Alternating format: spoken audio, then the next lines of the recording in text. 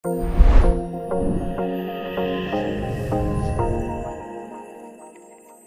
tātad tu esi noskaties materiālus, tu pievienojies Facebook grupai, tu sāk ievērot uzturu procesu, un tev loģiski sāk rasties kaut kādi jautājumi. Tātad, kā saņemt palīdzību šīs programmas ietvaros?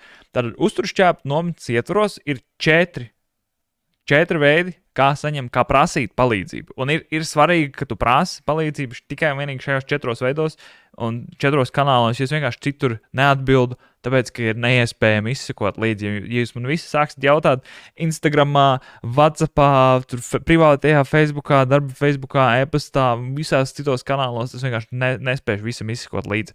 Tātad, lai nodrošinātu to, ka tu vienmēr saņem laicīgu atbildi, ir 4 kanāli, kā tu vari prasīt palīdzību. Tātad, un tikai šie 4. Citur atbildi vispār nav garantēta. Un es privāto Facebook gandrīz vispār nepārbaudu, tā kā nekur citur neprasa palīdzību šo apmācību ietvaros. Numur 1 ir e-pasts. Un e-pasts ir domāts, tā kā mans e-pasts ir karlis@karlišens.lv. Es būšu pielicis arī zem šī video, un tātad e-pasts ir domāts galvenokārt 3 veidi jautājumiem. Tehniskiem jautājumiem, tu nevari pieslēgties, kaut kas nesenāk, kaut kas neiet tā, kā vajadzētu. Jautājumiem par apmaksu, par maksām un tā tālāk. Un numur 3 privātiem jautājumiem. Ja tev ir kāds sensitīvs jautājums, kur tu negribi publiski nevienam jautāt, un uzdot droši raksti e-pastā, prasi, jautā, un tā kā es palīdzēšu. Nākamais kanāls ir pati Facebook grupa. Tātad Facebook grupā tu vari uztaisīt arī postu un uzrakstīt savu jautājumu. Kā tas notiekās, pavisam vienkārši. Reku mums ir Facebook grupa, tas, ko tu dari, ir, tad šeit rādīsies tavs profils, uzspied What's on your mind, un tad tu vari te rakstīt iekšā un nospiest postu, un tad visiem parādīsies tā tava ziņa. Bet šādā veidā uzdodot jautājumus ir rītīgi svarīgi, kad ir konkrēts jautājums, konkrēta lieta, konkrēts jautājums, lai kāds var atbildēt.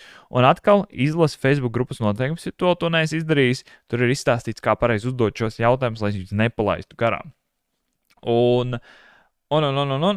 Jā, ir svarīgi arī, kad uzdodot šos jautājumus, tu pasaki, kurā kursa daļā tu atrodies. Vai tu esi pie low-carb uzturu, vai tu esi pie ketogēnu uzturu, vai tu esi pie gavēšanas. Jo tas dod pareizo kontekstu, un tas dod tā kā iespēju man atbildēt pēc iespējas labāk uz to tavu uzdoto jautājumu. Trešā vieta, kur tu vari uzdot savus jautājumus, ir šie Facebook triecienu zvani. Un tātad, ja tu skaties viņu tiešraidē es atbildu uz pilnīgi visiem jautājumiem, kas man tiek uzdot tiešraides laikā. Un arī tiešraides laikā ir svarīgi uzdot vienkāršus, vieglus, nevieglus tādā ziņā, nevieglus tādā intelektuālā ziņā, bet tiešraidē ir svarīgi uzdot vienkāršus jautājumus, kurus tu vari noformulēt vienā teikumā. Jo savādāk, tādu var būt ļoti daudz, pilnīgi mierīgi, bet ja tu uzrakstīsi savu dzīves stāstu, mums vienkārši tiešraidē nav iespējams izdomāt, izanalizēt, ko tu domā ar to visu.